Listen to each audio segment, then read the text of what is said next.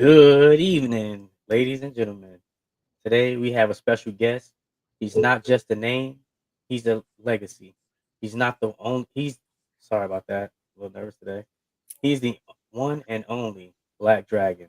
So sit back, fire up that engine, and let's ride deep into the world of motorcycle culture, brotherhood, and truth.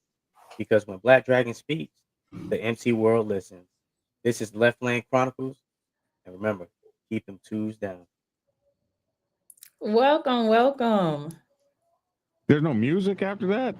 No, we don't have to be a small channel, man. We not look. We not on your level yet. Not We even not on your level Damn. There's no music? Oh my goodness. Okay. We not on your level. We gotta get to your level first. Right. You know, we gotta sit down with you. So He you can said, teach us "Where's the music?" Oh, this is gonna be a good one. This is gonna be a good one. Hold on. There we go. Oh wait, hold on. You got to be careful of the music you play. You got to only play no royalty music. Or Yeah, you get, you just get it decentralized. Yeah, I got to talk to y'all off the You want to lose your money out. You want to make you a little bit of money. What's going on, young people? What's up? Living life, getting to speak to a living legend, So I feel blessed today. It's just uncomfortable. That's an uncomfortable term, living legend. I'm just out here. You know what I mean? Trying to make it. When people use words like living legend and stuff, for me, that's another word for old. And I try to stay away from that word. Old. You just season. That's all. You just season. A little bit, a little season, a little, I am like 26 years older than this one over here. 26 years older. Holy Jesus. You don't want to know how old I am then. How old are you, young man? I'm 32. Whew. I've been out here like 3 and 4 decades longer than y'all. So anyway, what can I do for y'all tonight? Thank you for having me on your show. I really appreciate it. Thank you so much. Thank you for agreeing to come on. We got so many questions to ask you. Go ahead, Will. Oh yeah. So let's start by what got you into being on motorcycles. First, please, since you're being introduced to my audience as well, who is Left Lane Chronicles and when did y'all? So we'll do some counter interviewing too. Who is Left Lane Chronicles? When did y'all get started? Who are y'all? What are y'all doing? And why should our folks watch y'all? So Left Lane Chronicles started with myself and my buddy Cutoff. We are 2 Marine Corps veterans, and Cutoff was actually thank you for yours as well. Cutoff was actually inside of a club at one point. Oh, you mean Cutoff 1%er? Yep. Okay. All right. And we started this. We brought Gab aboard, just to add some more depth to our show. And she's done phenomenal. At the moment, Cutoff is away handling some personal matters, but he'll be back, once that's all taken care of. What we pretty much try to bring to the world is what a biking community is, a positive aspect of things, giving everybody's story a chance to be told. So that's pretty much what we try to do, and bring light outside of just their average, like social media content and stuff like that. So that way their audience can get to know more about them. We mostly have on here a lot of them been like YouTubers, big name YouTubers. And as you've seen, we had Logic on here as well. He came and he dropped some real good gems for us, and glad he was even come on and even talk with us for a little bit. Okay. Cool. Well, you guys can be found at Left Lane Chronicles, folks. Please go and drop by. My folks, please drop by and give them a like, a share, and a subscribe. I'm ready to answer your questions now. Let's get it. Thank you. Thank you for that. So, what got you into the motorcycle world? Oh, the motorcycle world. I was a young boy, about 4. growing up in Huntsville, Alabama at Redstone Arsenal. Now, back then, things were very racist, and the country was going through a whole bunch of changes, kind of like it's going through right now. Mhm. And there had been some freedom marches and stuff like that going on, and my mother had been involved in that. So there were people calling the house threatening us. Back then, it was before you could attack somebody on YouTube, Facebook, Instagram. The way you could attack people was you would call them and threaten them and hang up.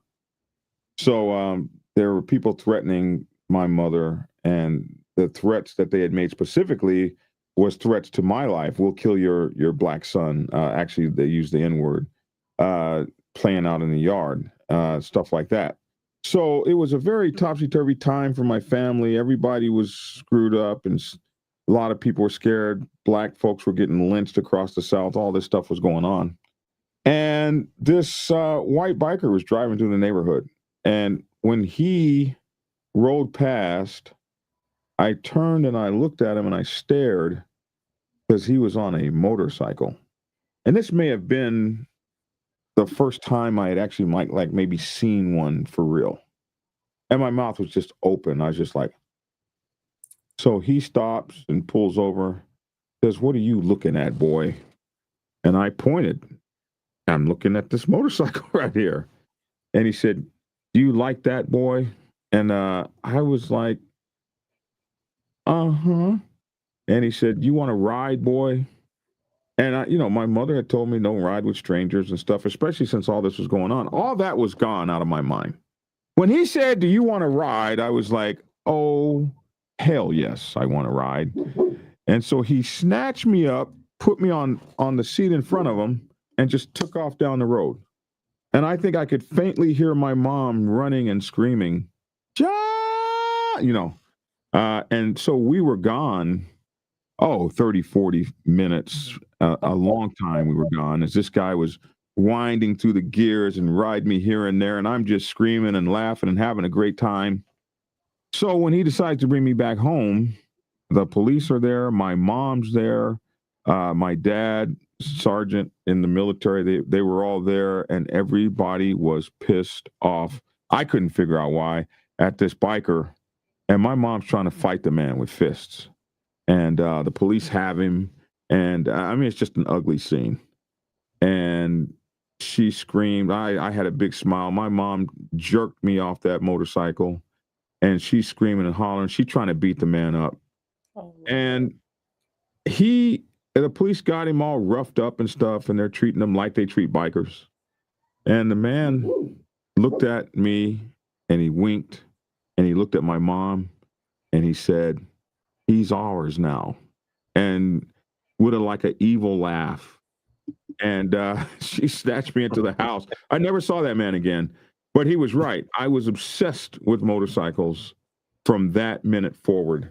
I was obsessed with motorcycles and bicycles and anything that had two wheels. I was obsessed with it, and that's how I got into motorcycling.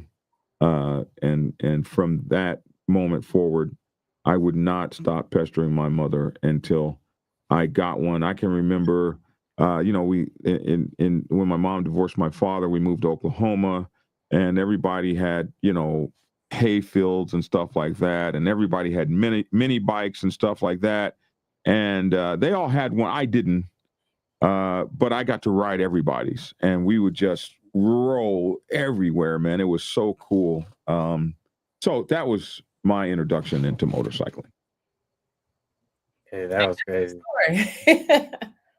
So I guess it's kind of similar to mine. I mean, I didn't get to ride on one's bike, but I like in New York, I would see like Rough Riders pretty often. So for me, it was seeing them zip up and down, the streets. That was my thing, and I always told myself like, you know what, I'm gonna get me one of those one day.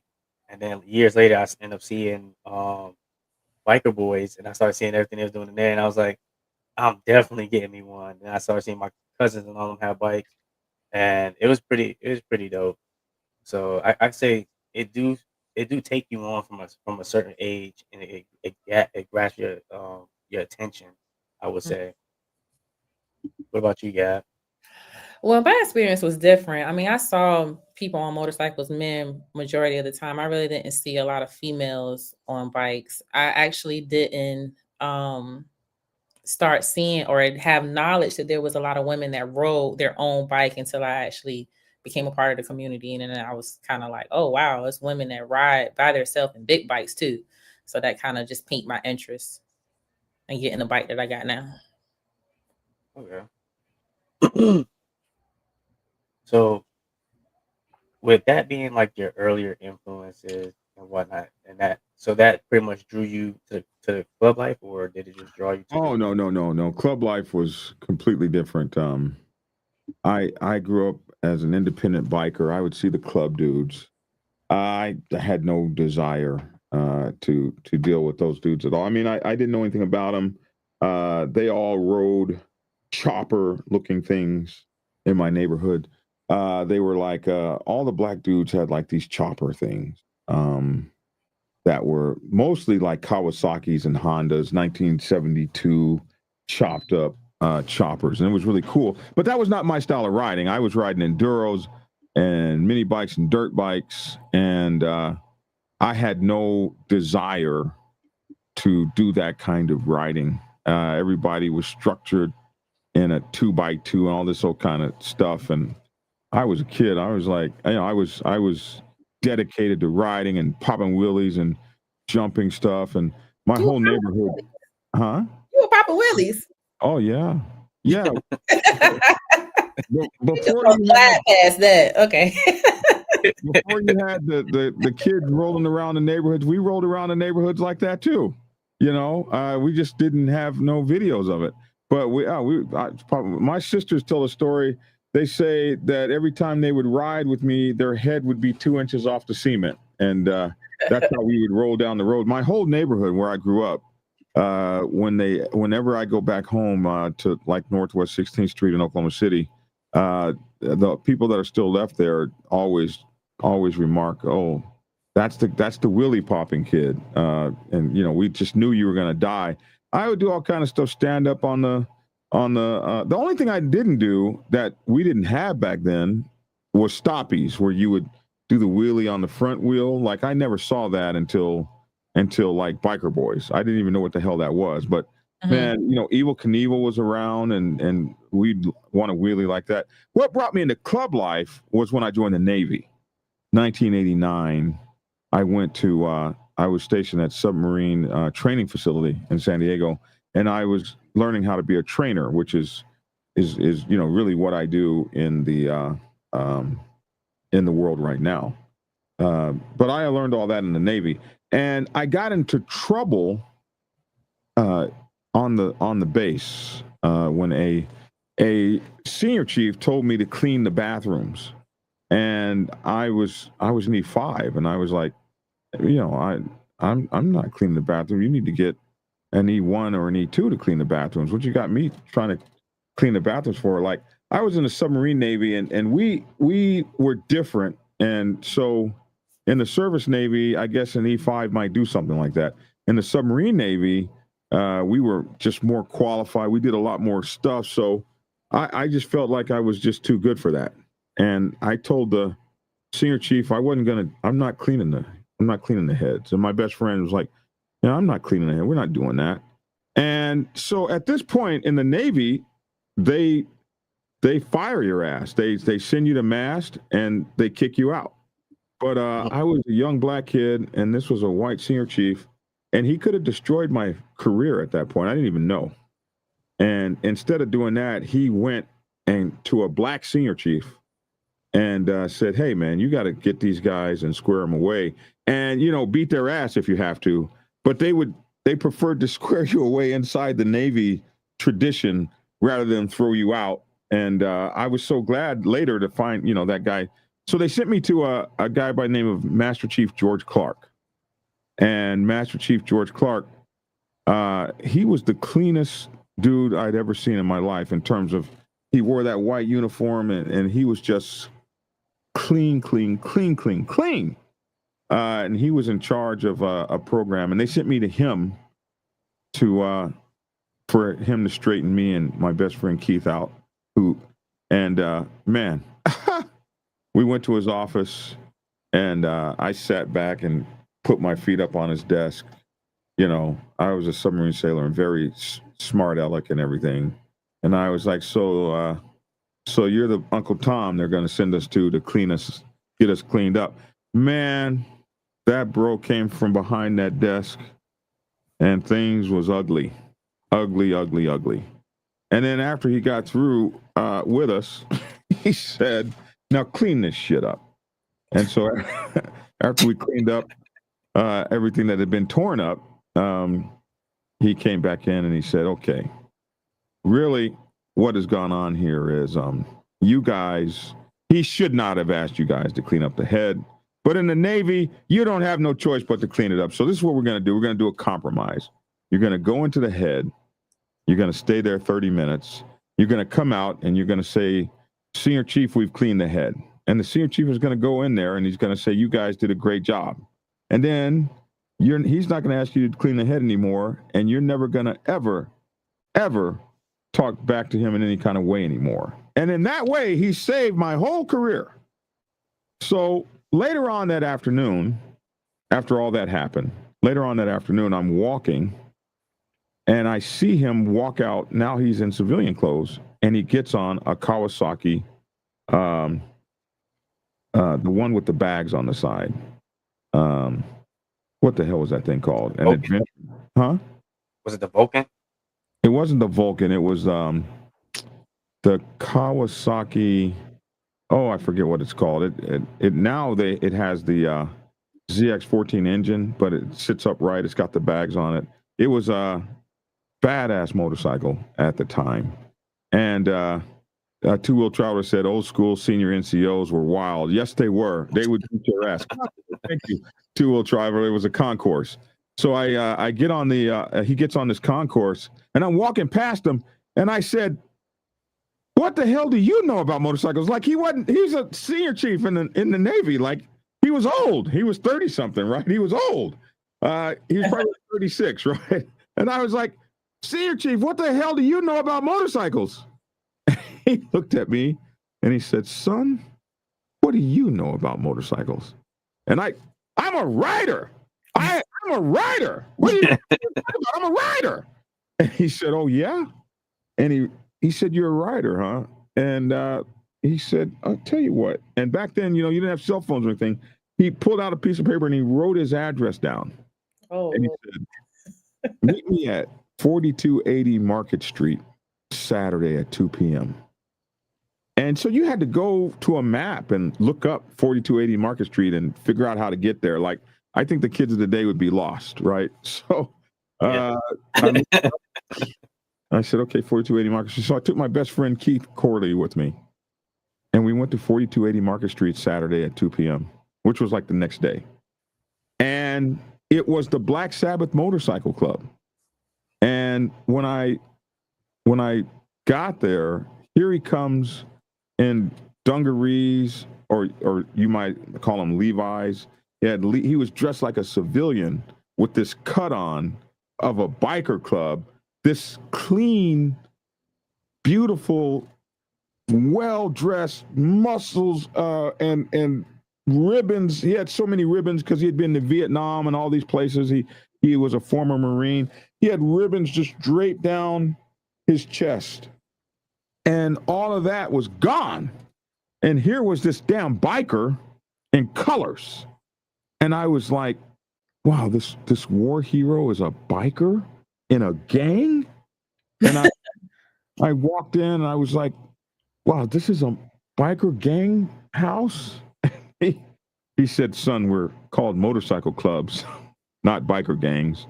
And this club was so clean, man. It was so cool. It had a bar that went down the whole length of the club. And it was a motorcycle club. It was a fort. All kids like forts. It was a clubhouse. And it was crazy. There were motorcycles everywhere, motorcycles inside, motorcycle parts. There were trophies everywhere. There was booths and tables, and this was their stuff. And then he goes to the door, and there's these two girls that are walking down the street, and he just screamed, "Hey, B words!" And they turned around, and he said, "Hey, B words, you want to make some money? Come dance for my boys." And across the street they walked, and I was like, "You can just, you're a biker, you can just holler at two women." That's what got you. You just holler at two women and say, "Hey, B words." That's, "Hey, bees, come dance for my boys." And across the street they walked. They climbed up on the bar. Some music from the jukebox came on, and they just started stripping. And I was like, I had never seen anything like that in my entire life. The power that these guys had, the confidence that exuded off of them. Now, I'm from Oklahoma and Alabama and stuff like that, and I had seen black men in very subservient roles. And these black men in San Diego were E8 and E9 chiefs and master chiefs and top secret security clearances, and they swaggered, and they were afraid of nothing, and they were warriors and military men with all kinds of medals on their chest and stuff, and some worked for the San Diego Gas and Electric, and and some were welders. They all had like jobs, and they had money, and they had all kinds of motorcycles and stuff, and they were tough. And when they rode around San Diego, like nobody, the citizens and stuff would scream at them. Kids would yell. They were like knights in shining armor riding down the road, and they were right in the hood, and everybody in the hood respected them. I saw that stuff, man. I was like, this is a whole different level of motorcycling. I gotta do this. I gotta be one of these Black Sabbaths, because it was just the most. They had more power. And I didn't grow up. I grew up in a house with females. I didn't have any brothers. I didn't meet my brother. I wasn't going to meet my brothers until I was 50. Before I met my brother, I was 48 years old before I met my brother. So I was 20 something. I had never had any males in my family. I grew up in an all female household, and these were men. They were brothers, and they were tough, and they would punch each other and stuff. Man, I was like, man, I got to be whoever these guys are. I got to be one of them. And that's what brought me into motorcycle clubs. That's an interesting story. Story. So my bad. I want to know this. What was your first bike? Oh, or your first motorcycle? Honda Trail 50 was my first. Well, that was a mini bike. So we had three wheelers. So it was the Honda 50 big wheeler 3-wheel thing was the first mechanized thing. And then and so the 3-wheeler, you had to counterbalance. I suppose 3-wheelers killed a lot of people, a lot of kids. They didn't kill us though, because you learn how to counterbalance when you turn. So when you turn, you had to drop off on the side like this, almost like a racer on a motorcycle. You had to drop over to turn so you wouldn't flip over with the motorcycle. And I guess somewhere in the 90s or something, they got rid of all 3-wheelers. Like they were just so dangerous. But we grew up with those things. Like the parents were like, go out on the 3-wheeler and die. You'll be all right.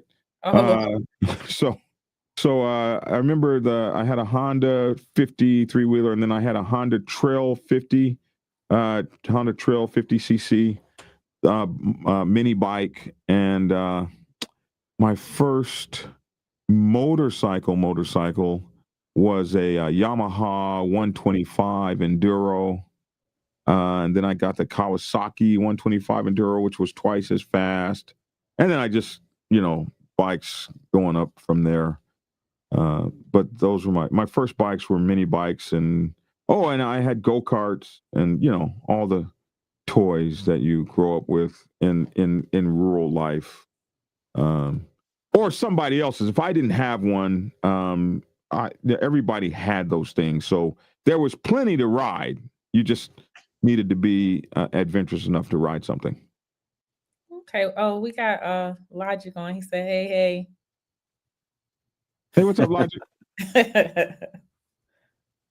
So with all this knowledge that you gain and you rolling into, discovering, your club and whatnot, was that like the first club that you looked into and only Oh looked yeah, into that, or did you shop yeah. around It as was the well? only club, first club, only club. Like I grew up in Oklahoma City, and there was the Dragons there, and they were the coolest dudes in town. But like they were so much older than I was, and I was like 16, 17, and I would ride with them, and I would race with them. Back then, I had a GS 1100 ES, which was a bad motorcycle, bro. And I was like 16, 17, and I would race those guys, and I would win a lot of races. I was light, I wasn't very heavy, and I had a badass motorcycle. But other than that, they never asked me to come over to, you know, once you race and stuff, and you're trying to win the money and stuff, like you're not friends, you're just trying to race. So they never like reached out and said, hey, why don't you come over? So there were like 3 or 4 or 5 motorcycle clubs on the black side of town, on the east side, and I'd ride past them, but there was never an interest. But Black Sabbath was the first and only motorcycle club. They were the first one I ever ran into, the first club that ever invited me over, the first club that was ever interested in me prospecting. I never looked back. It was like that was the first. I never tried anybody else, looked at anybody else. That was like 1989. And I never, ever looked anywhere else. It was just them. I fell in love with that little bitty dinky ass patch they had that was only like this big. And that was it. That was it for me. That was one club. I had so many opportunities to go to so many others over the years, but I just kind of fell there. Okay. So would you suggest that now, knowing the knowledge that you have now, based off of the protocol that you teach, do you suggest that people shop around whenever they're looking at stuff like that? So I think it's going to be different for each person. I say stop looking when you feel like you have a home. Now, back then there were 7 clubs in San Diego that I can remember. There was Limited Choice, Black Sabbath, Royal Aces. There was a club called the Cobras, but I think the Cobras were dead about that time. So there was the Highway Kings, which eventually became the Zodiacs, and there was this was before Chosen Few got to San Diego. So there was only like about I think there were 7 clubs. I can only come up with like 4 or 5 in my mind. Oh yeah, there was uh um oh my goodness. I see them. 4 Horsemen. So yeah, so 4 Horsemen, Black Sabbath, Limited Choice, Highway Kings, uh, Royal Aces, and there might have been 1 or 2 more. So there was only like 7 clubs. Now there's like maybe 50 or 60 or 100 there. So with just 7 clubs, like you didn't have a whole bunch of choices. And once a club got you, I did say Zodiacs, didn't I? Once a club got you, they had you like you didn't have all those choices, and clubs weren't thirsty like they are now. Hey man, you don't like your club, man? Hey, that's all right. We got a home for you. Yeah, we got a home.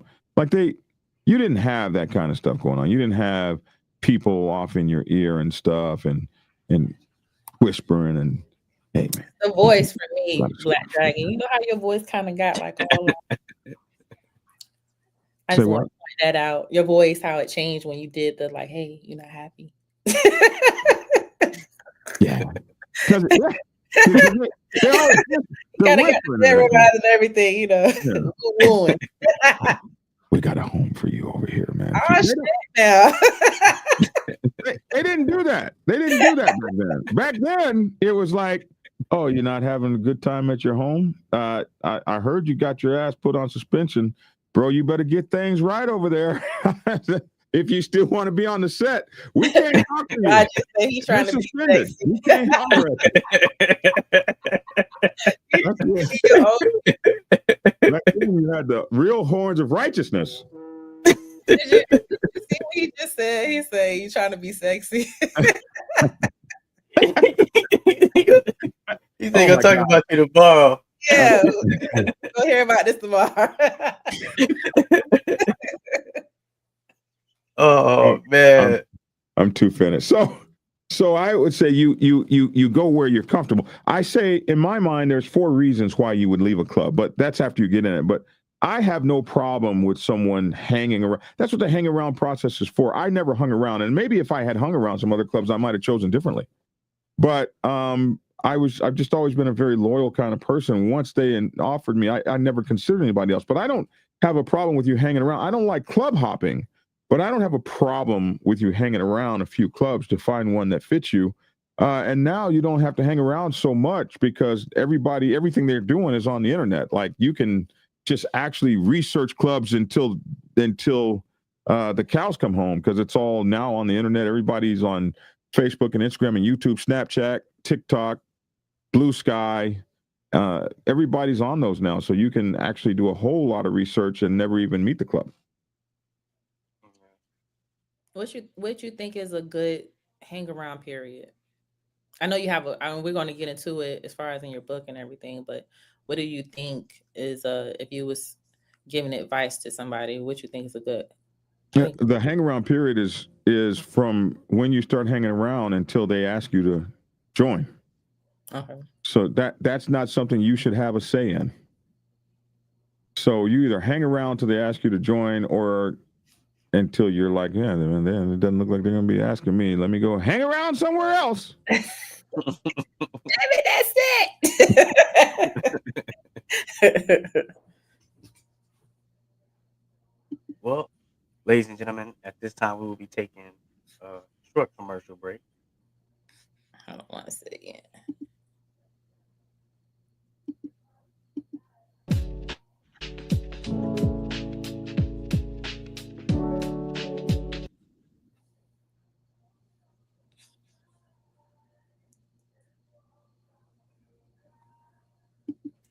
This video is brought to you by Eagle Lights, lighting the way for riders who demand clarity and style, and by Bad Boy Cycles, redefining comfort one custom seat at a time. Proud partners in the passion for the open road. This is your boy, Shawil Glide, and remember, keep them twos down, you heard?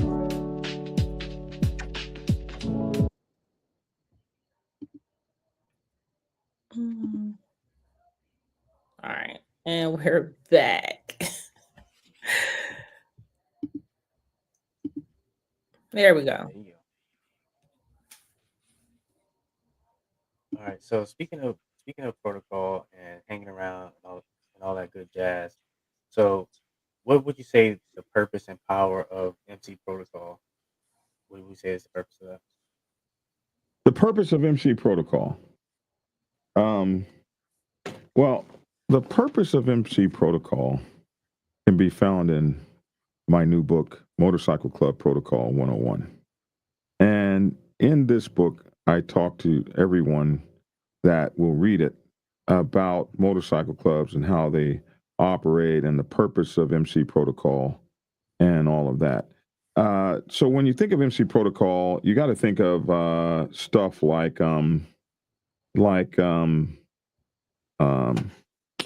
parliamentary procedure. And the purpose of parliamentary procedure is so that everybody in a meeting gets a chance to speak.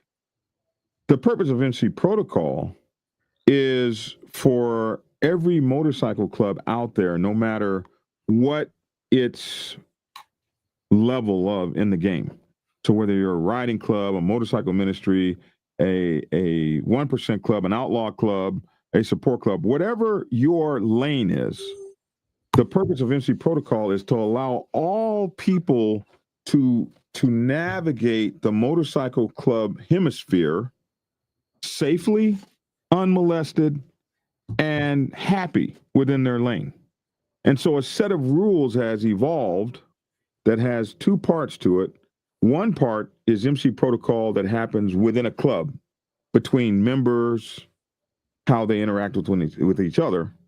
And that has a basic MC protocol and a guideline of standard operating procedures called the bylaws. But there is an unwritten MC protocol that happens external to the club, which is not particularly written and is really a little bit different in every area. And it is the protocols and the politics and the handshaking routines that go on between clubs externally. And this protocol is how clubs and the set and the publics and everything is managed external to your club. And the other MC protocol is how you manage your club brothers and sisters internal to the club. And these sets of rules and norms and traditions and guidelines are what allow everyone to go through this life unmolested, no wars, everything is good, and everybody's having fun in a perfect world. That's the purpose of MC protocol. So, if you had any advice to give to like new riders or prospects entering the MC community today, what would that be? My advice would be you have 2 eyes, 2 nostrils, 2 ears, and 1 mouth. And so I would say take the time to look, listen, and learn before opening up your mouth and speaking about what you really don't know about. Every society is developed based on things that happened before you got there. And so to be effective at being in a society, you have to know what's going on in it. And it's got to be more than what you believe. See, a belief is something that you believe, but it's not necessarily a fact. It doesn't become a fact until it has been proven, either by a scientific method or through experience or through witnessing something happening. Other than that, it's a theory. It's just something you believe. So you can come in believing that, for instance, you can believe that everybody has a right to do whatever they want and nobody can tell me what I can do. But in the motorcycle club world, it doesn't exist like that. And so your belief can get you hurt because it ain't true. Yeah. So I caution people against beliefs. I see people all the way up to the national president level of motorcycle clubs moving based on beliefs and not facts or a serious grip or know-how of something that we call MC protocol or a knowledge of MC protocol. And MC protocol, the purpose of it is so that we can all get along. That's the purpose of MC protocol. And where can we find your book again, Black Dragon? Oh, I'm so glad you asked. Motorcycle Club Protocol 101, available at Amazon and Kindle, and get your autographed copy from blackdragonsgear.com. Be the best motorcycle club person you can be. Get the book. Oh, you got your music going? Okay. I see you. I'm gonna hype you up, BD. So speaking about your book, what got you into wanting to write a book? What gave you that itch to want to write a book? I come from a family of writers. My mother wrote a book. My grandmother wrote a book. My great-grandmother. I come from a family of educators and writers. So every one of my family members had some sort of advanced degree. My mother had her law degree. My grandmother, a degree in education. A lot of my, the old school Black folks in my family, they had degrees from correspondence courses because they couldn't go to universities because that was, it was hard for Black folks to go to university. So they would just take correspondence courses. So they would have degrees in English, and they would have degrees in literature. They had all these degrees. And matter of fact, my great-great-grandmother had an aeronautical engineering degree, and she was so powerful because when the Army had more airplanes than the Air Force at one time, and maybe they might still. And the Army Air Force, the Army Air folks, Army Air Corps, they were building airplanes. And in Kingfisher, Oklahoma, my great-great-grandmother had this degree, and the military would not give a contract to a place to manufacture if they didn't have this aeronautical engineer. And so from this correspondence college, they reached out to say, hey, do you have any engineers? Because we want to get this contract. And they were like, yeah, there's one in Kingfisher, Oklahoma, which was a black lady, my great great grandmother. And so it was really nasty the way they did her. They said, okay, well, you're not the boss and you're not telling anybody what to do. We have to run all the plans through you. And then once you approve the plans, you take them out to that guy's desk and he'll be the final approver. And then, that's how that works. So they took my grandmother and my great great grandmother, and put her in a closet at the end of the row of all the desks and stuff. They cleaned out a closet and put her in it with a little light above her. They didn't have air conditioner back then. We're talking about Oklahoma. It's 110 degrees out there. And she had to sit in a stifling little room. But they had to pay her the government rate. So what she did in that town was crazy. She built a church. She built a school. She built the family home. So she had a lot of power. She had a car and all this stuff when nobody else did. So I come from a family of writers and educators and teachers. Everybody was a writer. So I was a writer from a very early age. I was probably writing books and stuff at about 5 or 6. And it's just something that never left me. When I joined the military, I would tell stories. I was a storyteller. So we'd be on the mid-watch late at night, 12 a.m. till 6 in the morning, in the control room on the submarine. Everybody's trying not to fall asleep. And they would say, Bunch, tell us a story. So I would tell a story that would last 6 hours long.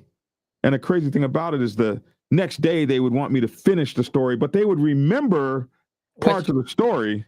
And they'd go back, well, you didn't say it that way last time. And I was like, what? And then I would write letters, love letters for my submarine brothers, because their wives might want to leave them or whatever. And I'd write them a love letter, and their wives would come back to them and stuff. So I was writing in the military, getting paid. I was writing people's turn papers for athletes and stuff in college. It was $100 a turn paper. You were guaranteed an A or better. Are you still writing? Because I'm going back to school, so I'm gonna message you on that. I don't. Boy, it'd be about $500-$600 a term paper now. I got it. You were guaranteed an A minus. If I wrote your term paper, you were guaranteed an A minus. And my fiance at the time, her little brother Sean, that guy would line up the athletes, bro, and we had a little gig going, man. So that's what got me into writing. So one day, I was disappointed that there weren't any black models in Easy Rider, and the father of Black Sabbath, the Black Sabbath Nation. I went to him complaining, like, I said, all we have is models of women with alcohol. That's the only pictures we have in our clubhouse. And he said, yeah, because the only people that take pictures of black models are the alcohol companies, and we want black models on the walls. And I said, well, why doesn't Easy Rider put our women on things so we could have women on motorcycles?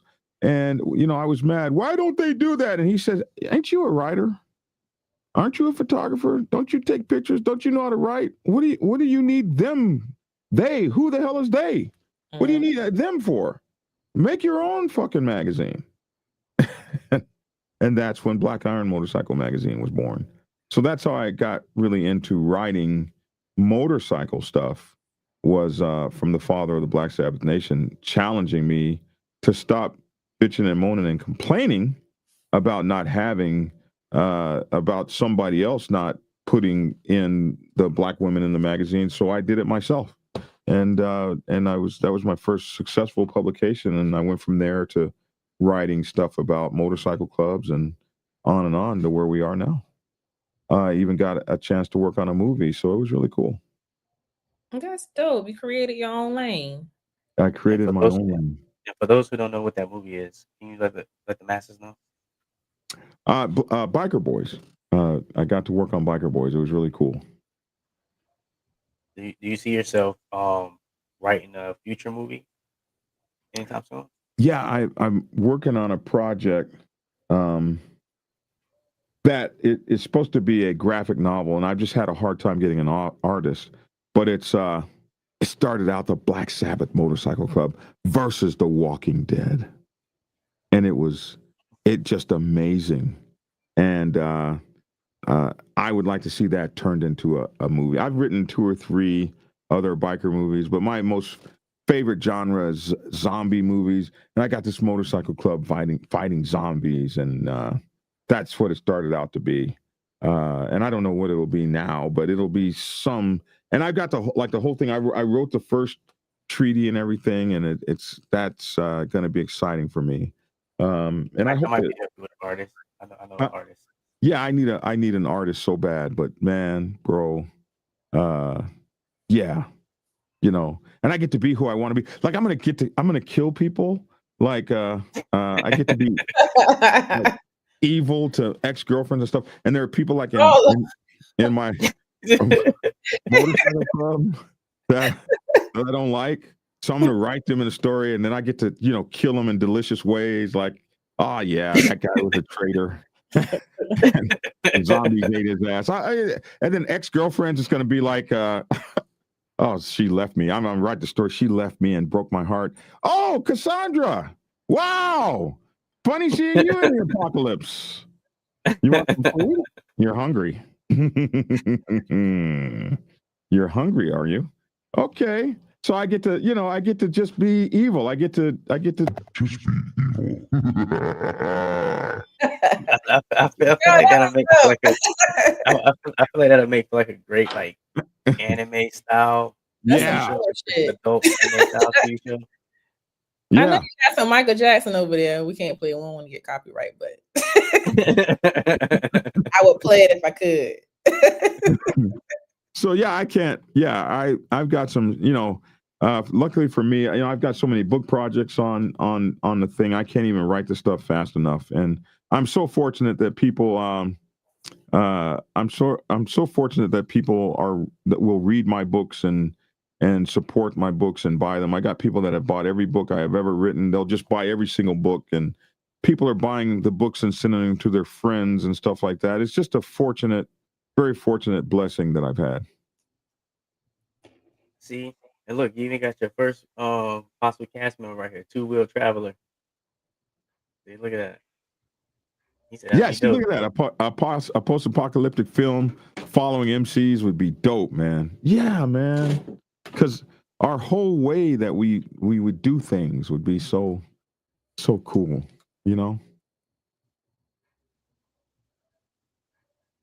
So, I guess David wants to know about your favorite dogs throughout your life. Oh man, my life has been filled with dogs my whole entire life. Like this one right here. That's when I start screaming. Come here. When I start screaming, he's you money. Huh? Oh yeah. When I cost you money. Yes, buddy. The $2,500 the two of them cost me when they first met and got into a fight, and then this one fell out of the car at 40 miles an hour, and I had a beautiful dog with no scars on him, and now his ass has got a surgery scar on his back hind quarter, and just everything. But my first dog that I can remember was Fifi. She was a poodle that we had when I was about 4. And then I had my first German Shepherd from the time I was about 6 to 12, and his name was Rex. And then I had Tadashi Yamashito 1, Tadashi Yamashito 2, Lone Wolf, Sun Cleat. Hot dogs don't count. Oh, God. And then I had several little dogs. And then, of course, there was Braveheart. There was Hope, Magda, Charity, Warrigal, Mighty Dog of Dogs, the benevolent, great, magnificent conqueror, the lion-hearted bunch, the first conquering dog of the tribe of Judah, elect of God. That was her whole name. And she was amazing. Rode a motorcycle. The whole Atlanta bike set knew her. And then there was Braveheart. Oh, my goodness. And then there's Tank, and there's Brutus, and yeah, my whole life has been peppered with dogs. I've always had dogs all my life. So I got to ask this question because I feel like if not, logic is probably going to fly through the screen. Since you Yeah. mentioned this. So, do you think the process of getting members has changed, and do you think advertising is now okay? Yes, I think it has changed. And good and bad. Like I say, back in the old days, you were stuck to a club, and if you were in a 1% club, that was it. You had to have an act of Congress to leave 1% club and go to another. Mhm. And on some very limited basis, they might let you leave a 1% club and go to a 99% club. But it would have to be one like maybe a support club or a brother club or something like that they knew. It would be very, very difficult for you to move, and if you were in a 1% club and you got out, and after you gave them your motorcycle and paid your get out fee, that was it. You were done. And we don't see that anymore. And there was a time where motorcycle clubs didn't say, "Hey man, I got a home for you over here. Look at If that you voice again. yeah, we got a home for you, bro. We got Lodge, something." you doing it again.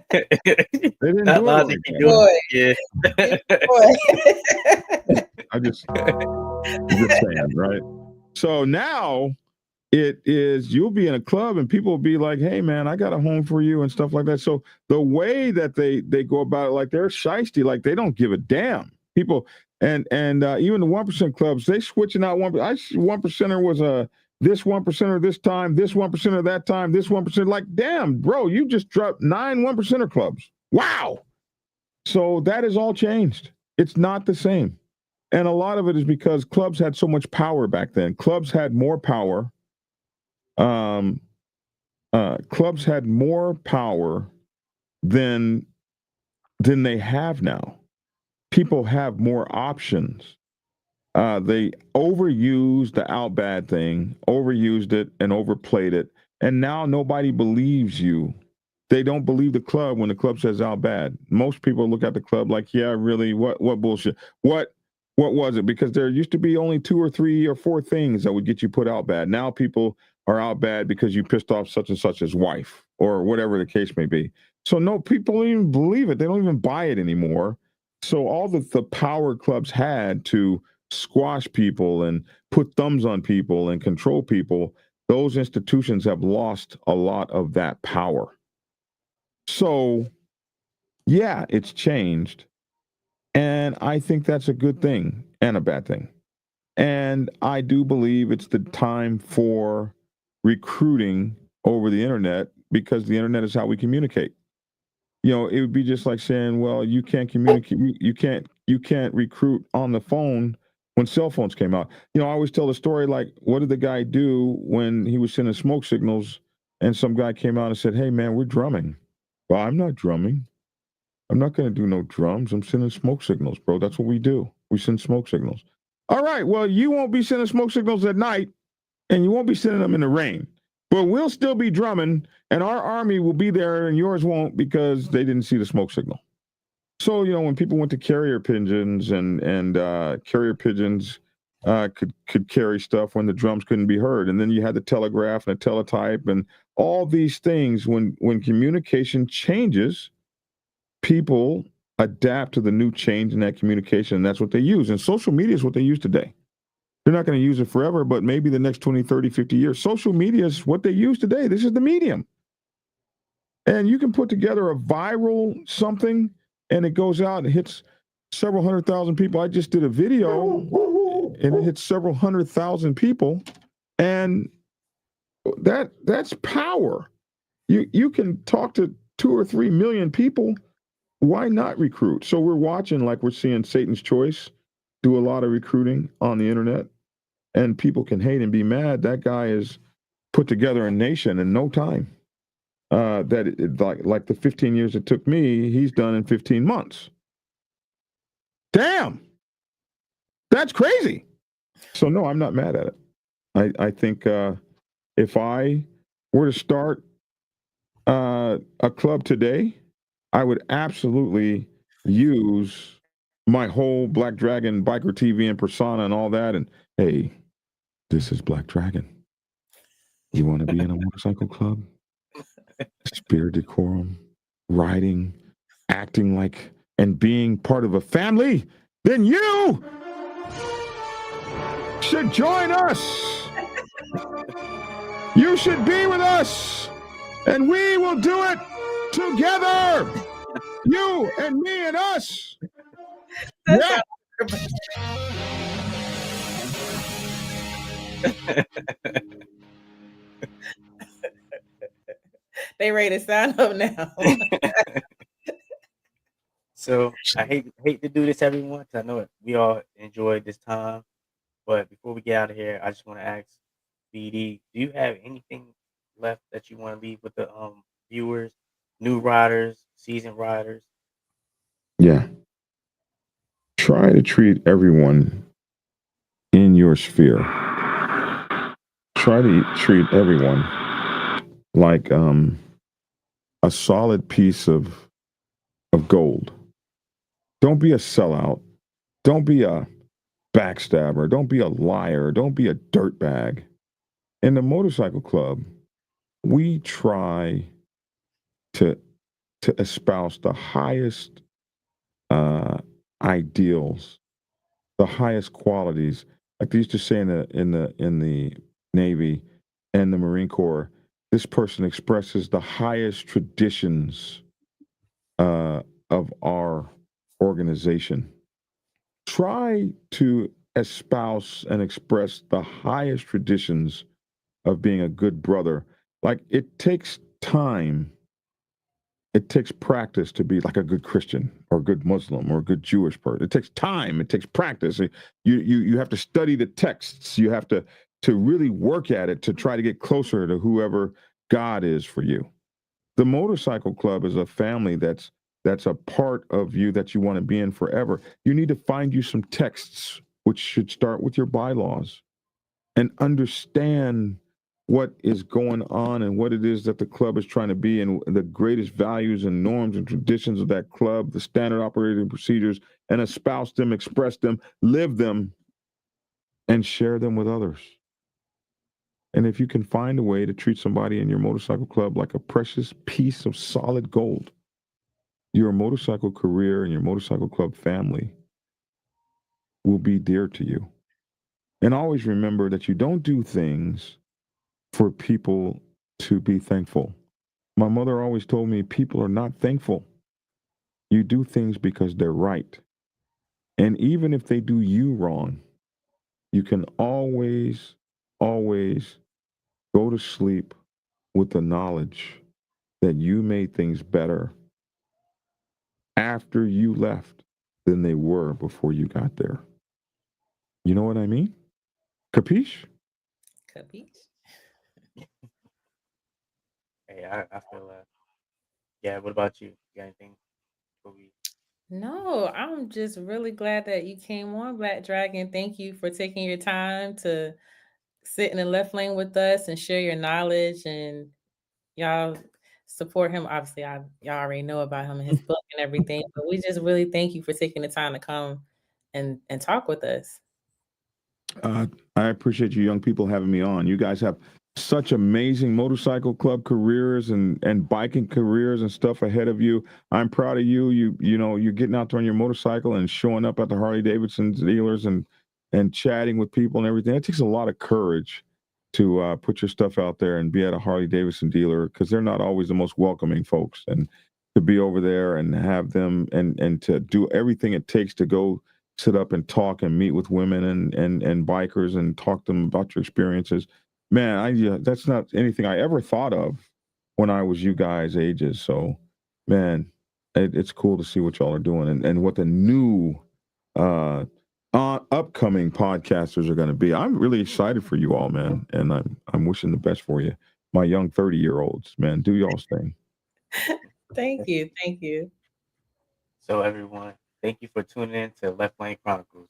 This is your boy Shawil Glide with Just Gab and the legendary Black Dragon himself. Reminding y'all, keep the culture strong, stay true to the code, and always keep them twos down. We out. We out. We out.